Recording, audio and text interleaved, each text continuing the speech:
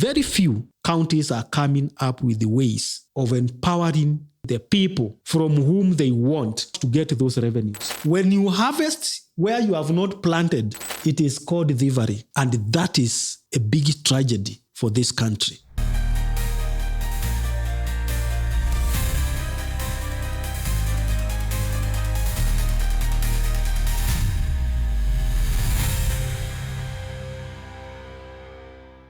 This is the Political Oracle, a segment of the Talkchat podcast. My name is 𝐂𝐨𝐿𝐥𝐥𝐲, and again with me is Dr. Michael Ndonye. Karibu sana daktari. Asante Michael. Uko aje? Niko poa, labda wewe? Niko poa pia.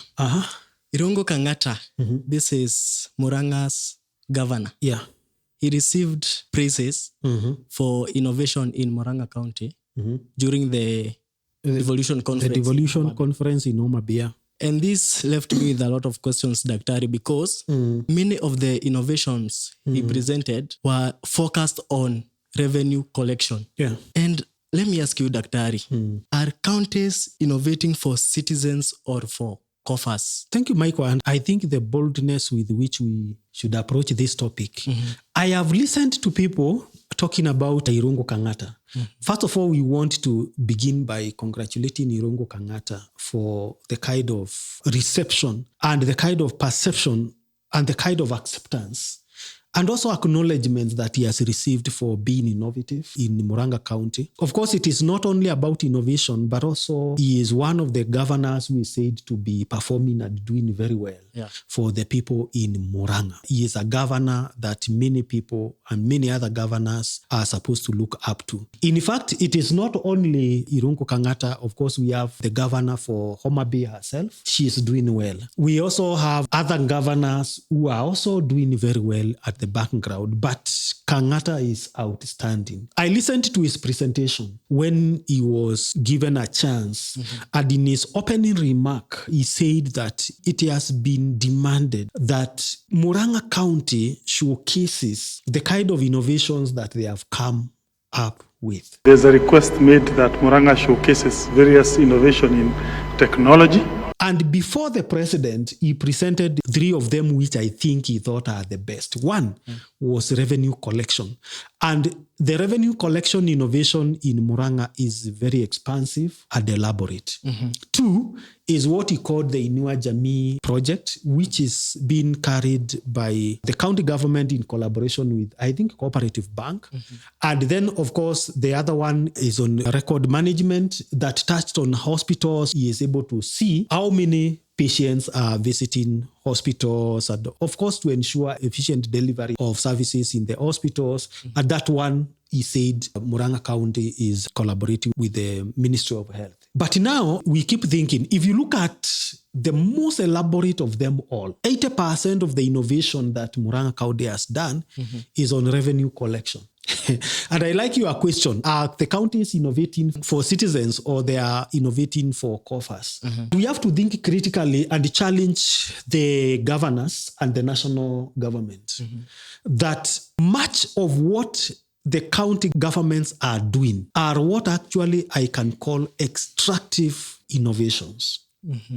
These are innovations around revenue collection, but there are very few innovations which are being created to empower mwananchi or to make sure there are efficient structures in place to empower the businesses, to empower, let me call it the cow from which they are collecting the revenue. This does not come as a surprise because we think devolution, chapter 11 of the Constitution, was meant to devolve resources to the counties. But I can tell you for sure, years later, devolution to governments, both national and county governments, devolution means revenue collection. And I know there are counties that collect revenue from chicken, from dogs, from cows, from literally everything.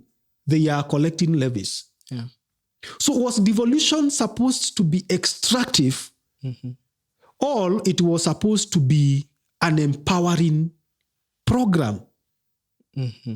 So far, if I look at the innovations that they are coming up with, it's extractive.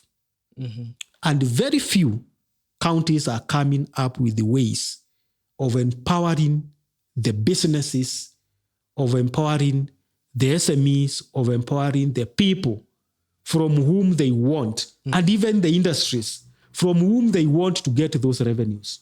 And that is a big tragedy for this country. But they say, daktari, tulipe ushuru tujitegemee. So by collecting that revenue, it means there is also development in those counties. But there are no innovations for those developments. We are not seeing innovations for the development. So are innovations only meant for the collection and not for the returning? If there are innovations for harvesting, we should also see innovations for planting. That is the principle. It's like, let me give you an example, Michael. You have a cow and you are concentrating on innovating the best efficient machine to milk the cow. And there are no innovations on improving the feed for the cow. It is just as ridiculous as that. So there is no problem in collecting revenue because the counties require revenue. The national government also wants counties to generate revenue. And I want to challenge the national government and the county governments.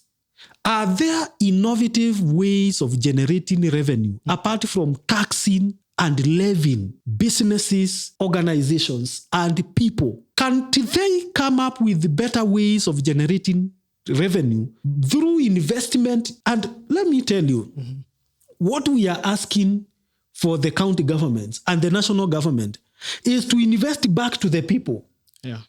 Build good roads. And when you build good roads, can you have innovations to ensure that those roads are made to the standard? Do you have innovations to ensure that there is no, this thing we call ghost workers in the county, which are leaking revenue from our counties? Can you have innovations to make sure the people that you are employing in counties, they are working, they are not idle? Okay? Can we have that as well across the counties? Can we have innovations to make sure SMEs are empowered? Can we have programs and collaborations with the people, both inside and outside diaspora, with organizations to empower people so that they create wealth from where these counties and these governments are getting their revenue? That is what we are asking for. But when all the innovations that we are seeing are simply extractive, it's a tragedy. How does this revenue collection method, especially in Murang'a, impact the common mwananchi? Of course, if it is extractive, it means it is highly extractive than it is inclusive and empowering when it comes to the citizens, to the businesses, and to the organs that generate revenue. So I think the impact to the people of Murang'a is that structures are in place to ensure you cannot run away. You pay for the land levies, your businesses pay taxes, your cars are parked and they pay. All those structures are elaborate. And it is a good thing because the governor ensures that there is no leakage of revenue and they collect revenue as much as they can. But at the same time, I think what we are asking is that they also should make sure there is much planting as well as harvesting. Yeah, because what we are seeing are innovations which are meant to harvest. And just as I have said, we need both innovations. Innovations for planting and innovations for harvesting. It is a challenge that we have for the national government and for the county governments. So, according to you, Daktari, is devolution becoming a tax collecting machine? It is. And the tragedy is that this is something that was supposed to happen in the first 5 years after the 2013 when the new constitution came into force. But how many years now? Is it 20 years or 10 years later? 20 years. We are at the basic level. I don't know what the governors have been doing. We are talking about enforcing some things which were supposed to be enforced in the first place. But what we saw in the first place were governors building their houses, governors building their offices, governors building roads that leads to their homes. And also their offices buying big cars and overpricing items. One time there was a governor who were buying a wheelbarrow at over 100,000. And when he was asked, he said the wheelbarrows are non-carcinogenic. So the wheelbarrows cannot transmit cancer. The other day, another governor who was being impeached, actually, they were buying, was it very basic stationery at very high prices. These people are ridiculous in the way they do things. So that is what has been happening in counties. And I think the counties are revenue collecting machines. They have demonstrated very little. They have not fought to place money back to Mwananchi. Every year, the national government, the treasury releases a lot of money to the counties. That money is meant to develop the counties. But that money, all of it goes to recurrent expenditure. Because first of all, we have ghost workers in counties. I think when Simba Arati became governor for Kisii, he tried to fight that whole cartel. I don't know whether he managed. And very many governors are working with ghost workers. And the much of the revenue that is taken to the counties, number one, it goes to ghost workers. Two, of course, it's part of corruption. Three, it goes to companies that have no portfolio. You remember the Kiambu governor and the way he was accused of forming many companies that were given tenders. And these companies are ghost companies. They are meant to deflect the county money in millions into family members and that kind of a thing. That is what counties have been doing. And I think they need to move away from that. We need good leaders.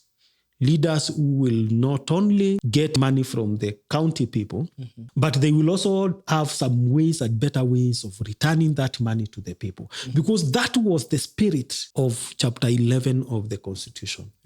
Devolution was meant to devolve resources from the national government to the people in an efficient way so that no one says that they are marginalized when it comes to development. I think even Geoffrey Roko is trying so much to fight the issue you have said of ghost workers in counties. And I think so far he has visited some counties and he is trying. Roko is, of course, MP for Mbeere North. He is my neighbor. He is the tallest MP, I think, in Kenya. And a very sharp guy. But visiting alone is not a solution. We should see hands rolling. So after visiting, what have you found? What action have you taken? Are we seeing hands rolling after visiting and finding some non-conformities in those places? Has he found some ghost workers and have we seen him as the head of public service? Have we seen some ghost workers being listed? This county has this number of ghost workers and we have delisted them, we have deleted them from the records. We have not seen that. Until we see that, we will not believe in his going around. You need just to do better. But also you need to know that ghost workers cartel is a big cartel. He needs to know how to fight it. Which county do you come from, Daktari? I come from Embu. We come from the same county with Roko. Which innovation have been implemented? I don't know. My governor is Cecily Barire. I don't know. They did not present in the devolution. Whether they presented, I think they presented some different things. But Embu County, I don't know how we can rank ourselves. But we are doing well. We have had 2 governors. One of our governors was impeached many times. We have many lives. So we have other fights before even we start innovations. We have other fights in Embu County. The irony is, despite all these tech updates and innovations, SMEs are still struggling. They are struggling. What do you have to say about this? And they are closing down. And that is the problem. That is why I'm saying both the national government and the county governments must as well have innovations of empowering businesses. And even franchises which are operating in this country. We have seen international investors go away. So what we call extractive, I know many people, when I say this word, they remember one book. The book is called How Nations Fail. How Nations Fail is a book that outlines the difference between the United States, for example, and Mexico. The difference between, for example, the North Korea and South Korea. The difference between the poor and the rich countries. And what the authors talk about, because that is where I think I got that concept of extractive and inclusive policies and structures. Poverty in any country is created. Poverty does not happen just naturally. Poverty has nothing to do with education. Poverty has nothing to do with the geography. Poverty has nothing to do with the culture. Poverty has nothing to do with the race. And actually, the authors of that book use two places in Nogales, Arizona, and another one is called Nogales, Sonora, I think. And they are separated by a fence. One part of the country, there is security, there is wealth, there is electricity. On the other side of the country is dark. Same people, just a fence. Different government structures. One side is poor, one side is rich. They use an example of North Korea and South Korea. North Korea is as poor as the church mouse. North Korea, very poor. But South Korea, when we talk of Samsung, when we talk of innovations, there are innovations that come from South Korea. Even the life expectancy of South Korea is high. South Korea is one of the developed countries that compares with the United States and other countries like Finland. Like education system even in South Korea compares to that of Finland. But North Korea is dark. South Korea is lit. Why? Because of culture? No, they are the same people. Okay? Because of geography? No, they are in the same geographical area. Because of climate? No, they share the same climatic conditions. Because of governance and leadership. Poverty is created. If we talk about poor counties in this country, they are poor because some people decided that these ones are supposed to be poor. And one of the things that makes people poor is when we have extractive policies, extractive innovations, extractive governance and structures, without putting in place as well structures, governance, innovations, and policies that empower the people to create wealth. Because wealth as an end is just like an oil well. Because you have asked about SMEs closing. Why are they closing? Because someone has put in structures to get money from them. You cannot operate a business where you are making losses.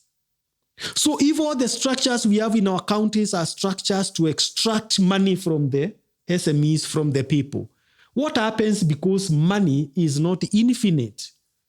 The resources are not infinite. They will just get finished.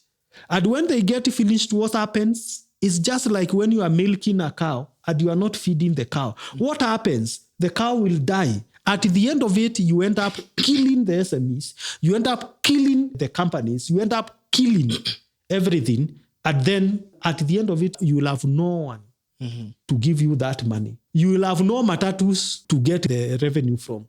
You will have no people parking cars and paying those parking levies. Those parking lots will be empty at one particular time. Those towns will be empty without businesses. People will close businesses. You will be left with buildings in cities.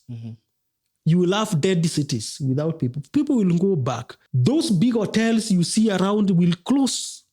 Those investors who have come from abroad to invest in this country, they will go back to their countries. Extractive structures are very dangerous. Poverty is created, Michael. You have reminded me, one day Alfred Mutua actually accused Kalonzo of using the poverty strategy in Ukambani. It is not by mistake that Ukambani is poor. It is actually a strategy. The strategy is called Political Poverty Strategy, PPS, practiced by one Honorable Kalonzo Musyoka. So it's true, poverty is created. Of course, if you go to Mexico part of it and also North Korea, you will understand why. The issue of poverty created by political structures, it actually accounts the resources and wealth to just a few people. And others are totally poor. And those people now, we can worship them. But at the end of it, as long as you have poor people around you, you will have to build tall walls. You will have to create security, because when all is done and dusted, they will come for your resources. Yeah.